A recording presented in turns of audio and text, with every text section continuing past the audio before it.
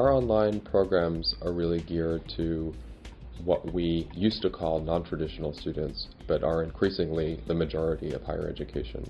And looking across American higher education, the percentage of students who are between the ages of 18 to 22, starting as first-time freshmen and living on campus, is only 18%. Increasingly, what we used to call non-traditional students is the norm. And those kinds of students, who are the new majority of higher education, look for flexibility in scheduling courses. They look for mobility. They look for good design. I think they look for programs that really will help them meet goals. And non-traditional students tend to be oriented towards advancing their careers. And across the UNC system, we have 337 online degree and certificate programs. We've got a very broad portfolio of options across some of the highest demand fields like nursing, technology, management. Many are surprised to hear that across our 221,000 student system, 9% of our students are fully online last year. 39% of our students took at least one online course last year. And that number has been growing every year. Just in the past 4 years, it's more than doubled. So in academic year 2009, only 16% of our students took at least one online course. So there's massive growth. A lot of the growth has been in residential students taking 1 or 2 online courses each year.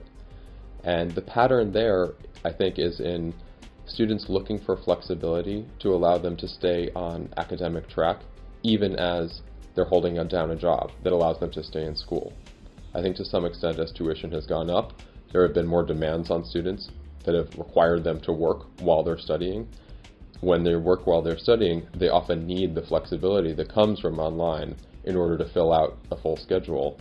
And that, I think, partially has accounted for the growth of online. Our students need scheduling flexibility.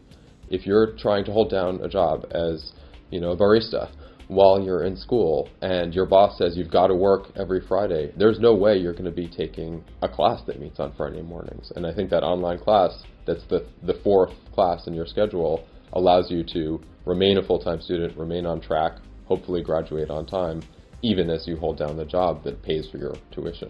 In addition to the phenomenon of students mixing and matching online courses into residential curricula, we also have this phenomenon of faculty members who are intentionally designing a course to have some online and some face-to-face components.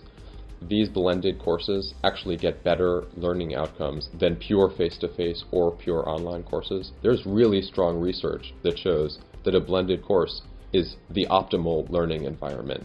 It uses the benefits of technology and asynchronous collaboration opportunities, better opportunities for collecting data, doing more self-assessment, more formative assessment, and the benefits of face-to-face in student engagement, creating communities, doing things that are really hard to do online. And I think those blended classes are very thoughtful about using time in class to do the things that only can be done well in class. So there's very little lecturing, I think, in those courses. There is something to this technology, that it's not really threatening our core values, and in fact, we can have it all. We can both spread access to the university through high-quality online programs and not dilute our residential programs, but in fact reinforce our residential programs, improve quality by bringing the best technology tools into the classroom. And I think that is really the fundamental lesson of our efforts, that our efforts to